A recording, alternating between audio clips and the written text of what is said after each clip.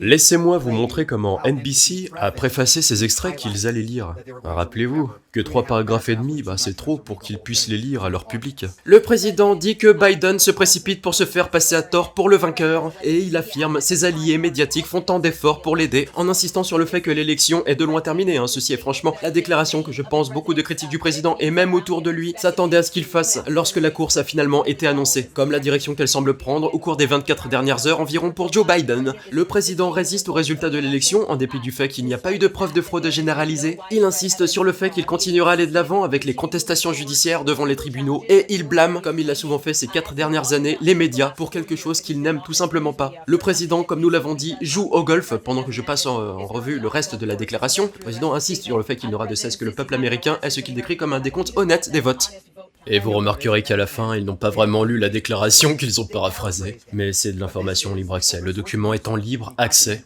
Et pour ceux qui sont ici depuis un certain temps, dites-le avec moi, la documentation bat la conversation. Donc, au lieu de se fier à l'interprétation de NBC News, lisons plutôt cette lettre. J'espère que vous avez tous la capacité d'attention nécessaire pour lire 3 paragraphes entiers. Au fait, le dernier de ces 3 paragraphes ne contient que quoi, 2 phrases? Alors allons-y. 7 novembre 2020, déclaration du président Donald J. Trump.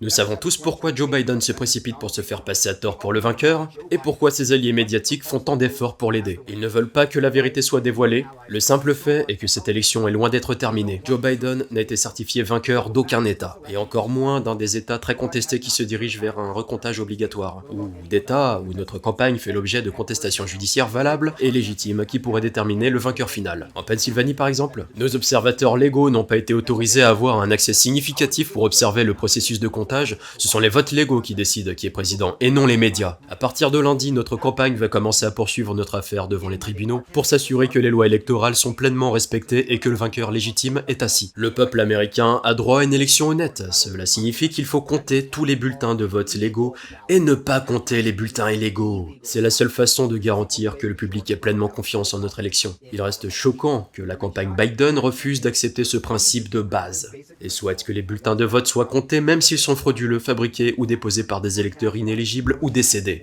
Seul un parti ayant commis des actes répréhensibles empêcherait illégalement les observateurs d'entrer dans la salle de dépouillement et se battrait ensuite devant les tribunaux pour leur en interdire l'accès, alors que cache Biden.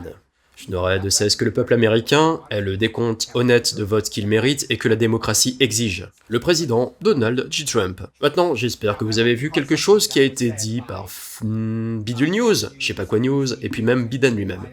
Et ces choses ont été dites le 7 novembre, le 6 novembre et je crois le 5 novembre, toutes à 48 heures après le jour de l'élection. Laissez-moi vous rappeler qu'ils vous ont programmé pour accepter une semaine ou un mois d'élection. Mais cela a toujours été le jour des élections selon la Constitution, et cela a été la tradition car notre Constitution le dit. Mais si vous les avez tous surpris à admettre que Joe Biden perdait, que le président Trump gagnait ou avait l'avantage, même un jour ou deux après, ou le jour de l'élection disons, et tous ont dit comme par magie qu'au cours des dernières 24 heures, la tendance a changé pour Joe Biden. Comment se fait-il, en tant que société, et non vous, si vous regardez ceci, et non moi qui vous présente ceci, mais comment se fait-il que la société accepte ça, comme un fait que les chiffres peuvent changer radicalement en quelques jours après les élections? Pourquoi acceptons-nous cela? Eh bien, c'est parce qu'ils nous ont programmés pour que nous acceptions cela. Les grands médias, Fox News et tous ceux qui sont sous couvert de l'obscurité de la pandémie ont programmé des lavages de cerveau pour faire accepter qu'une fois de plus, nous n'aurions pas de résultat le jour des élections. De cette façon, ils auraient tout le temps de faire leur manigance. Les manigances dont on nous dit qu'il n'y a aucune raison de croire qu'il y a eu fraude. Nous avons beaucoup de preuves à la fois sur les enregistrements, les vidéos, etc.